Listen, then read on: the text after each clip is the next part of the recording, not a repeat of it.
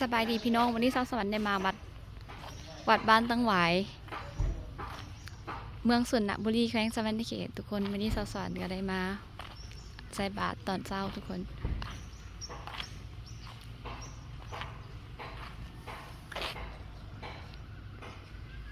บรรยากาศในวัดตั้งหวายทุกคนสิมีต้นไม้ต้นมะม่วงหลายอีกก็จะเป็น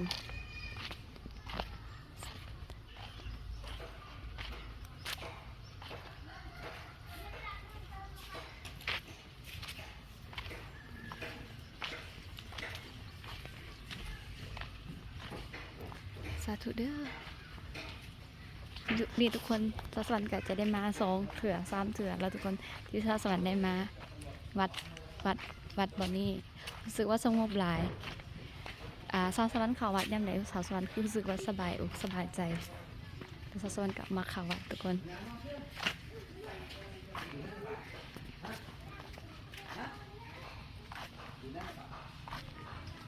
เบิ่งวัดอยู่ข้างหลัง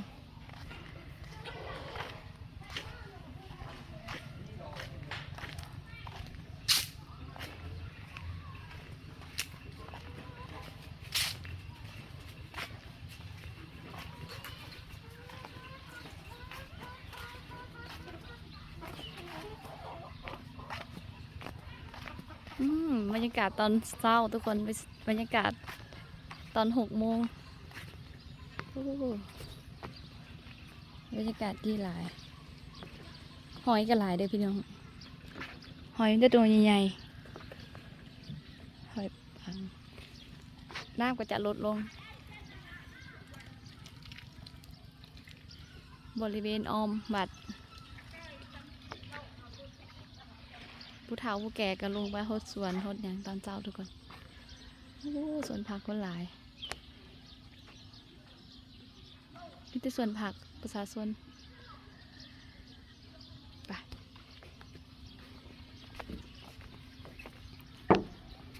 เลาะไปสาสวนที่ผ่านเลาะ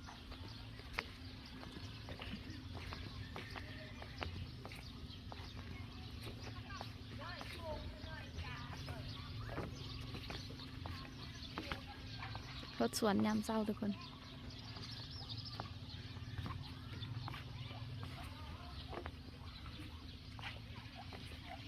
วิธีสาวบ้าน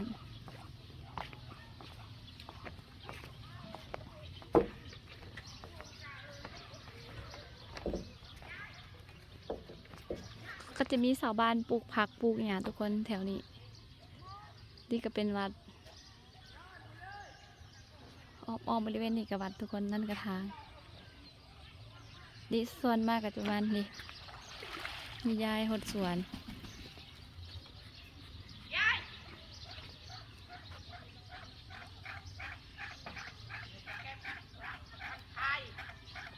จะย่าไปเบิ่ง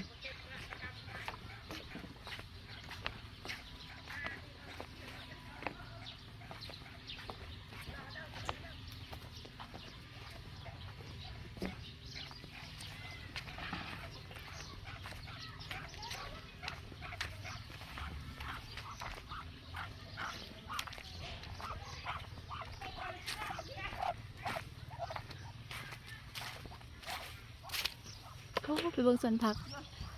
เขาบังสวนผักในเด้อยาเขาบังสวนผักในเด้อโอ้สวนผักเพิ่นก็จะมีแต่มะเขือทุกคนขออนุญาตเบิ่งอันนั้นสวนมะเขือเด้อโอ้สวรรค์เห็นต้นมะเขือเพิ่นเป็นหลายทุกคนเด้ว้ามีทั้งมะม่วงมะเขือข้างๆกับปลูกผักโอ้หาบน้ำทุกคนหาบน้ำหดผักสวนครัวป่ะต้นกระบอกต้นนิ้ว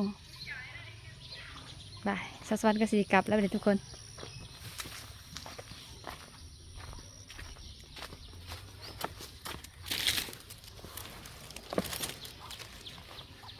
สวัสดิ์ขำขัวมาทุกคนสวัสดิ์กสิกลับขัวคืนอันนี้ก็ต้นมะกอกทุกคน อันนี้คือบ้านเกิดของชาวสวรรค์ป่าเลาะบนสวนผักสวนครัวของข้าเจ้าป้ากระหลายห้อยกระหลายเด้อทุกคนแต่น้ำบกลงลายแล้วก็เริ่มบ่อยากงามปานใด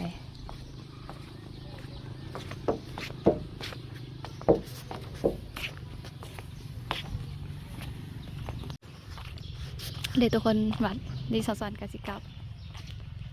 สอนมาเอารถทุกคนวัดนี้รู้สึกสงบเขาวัดเฮ้ยรถจักรเดซันก็เราสิไปเอาอยู่นี่เดซันเอ้ยนี่ทุกคนสอนกับมากราบไหว้พระเมื่อกี้อยู่นี่นี่อันนี้บอลพุนสางใหม่ทุกคนรับแขกครับคน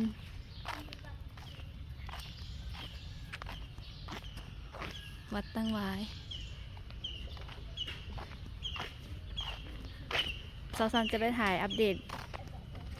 ตอนสวยสอนที่เข้ามาอีกทุกคน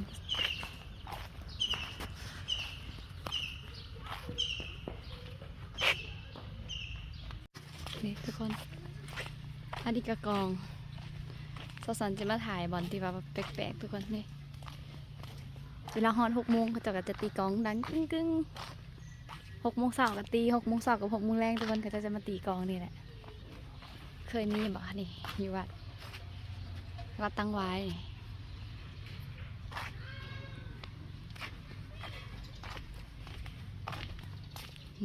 อันนี้กระกองเพลนแล้วก็จะมาตีกองอยู่บนนี้ทุกคน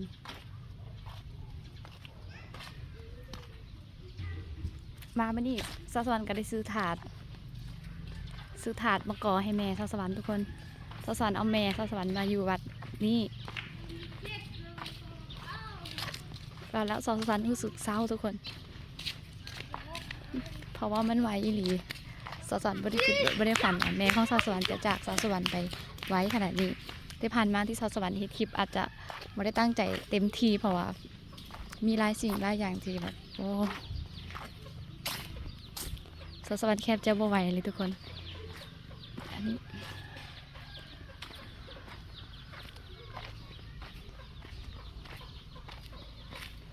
สาวสวรรค์จะเอาแม่สาวสวรรค์มาไว้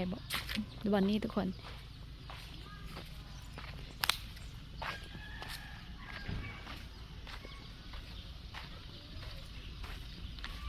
ไป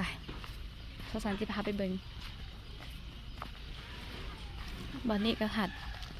ทัดปูทัดยาของสาวสวรรค์แล้วก็แม่สาวสวรรค์จะเอาแม่สาวสวรรค์มาไว้บอนนี่ทุกคน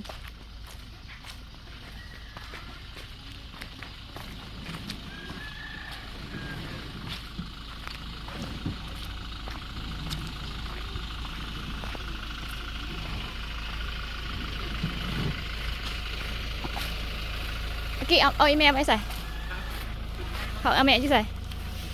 ไอพ่อไอแม่เด็กพ่อจะไอแม่ไปใส่โอ้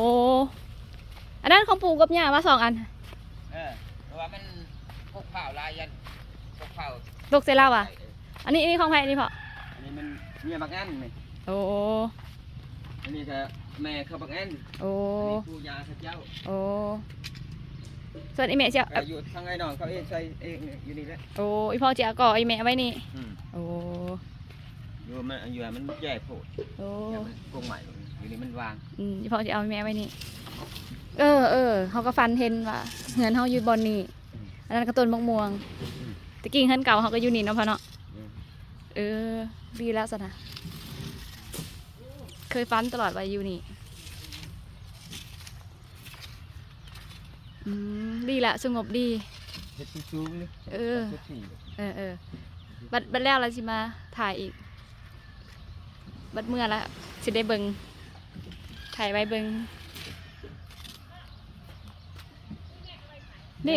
มาเบิงแม่เอาวันพอมาเบิงวะอีเมลเราอยากอยู่นี่แหละนี่นะสบายดีพี่น้องมาที่สวนได้เอากระดูกแม่สวนมาไว้วัดทุกคนติดกับกำลังแห่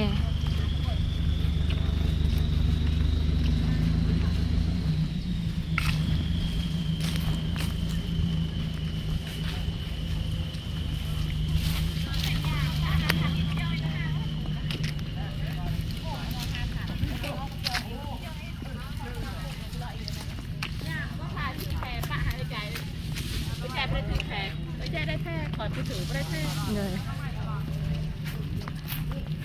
นี่ทุกคน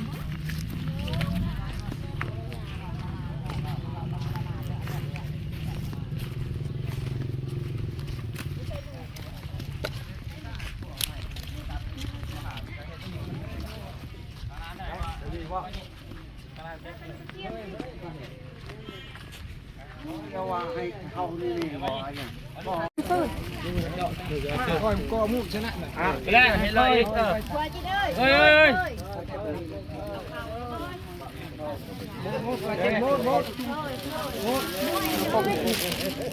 เจ้าเลยมุกอะไร ซอสเกิร์ นี่เนาะ ซอสเกิร์ซอสเกิร์ เกิบถอดเนาะยกซะซะรอบนี้มูยกยกขึ้นรอบนี้มูเอาได้ต้องสูดโอ้ยไหนเงี้ยจะยมุดด้วยหน่อย ก็ดูอีแม่เขาทานทุกคน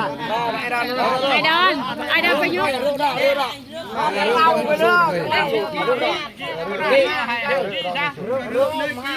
เก็บห้องนี่